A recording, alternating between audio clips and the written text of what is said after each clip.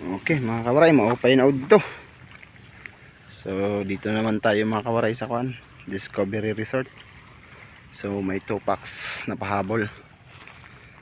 So kailangan daw ng kayak. So pinadala na lang din ng resort yung kayak nila.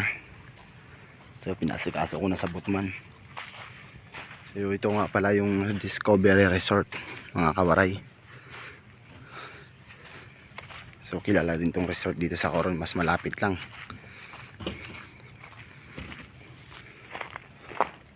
Yan mga kawaray, Stig.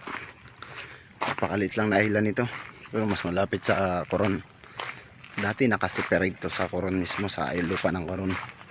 Ngayon dahil nga may reclamation project na ginawa, so naging nakadikit na siya. So ayos na rin kahit tanghali nakapahabol. Ito paano, may biyahe tayo mga kawaray.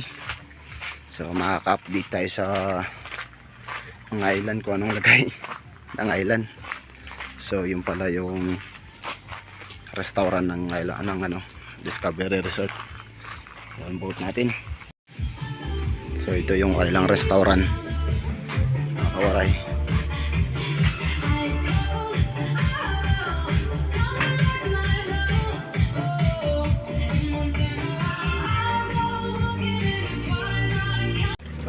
Okay mga kawaray, dito na tayo sa Twin Peak Coral Garden.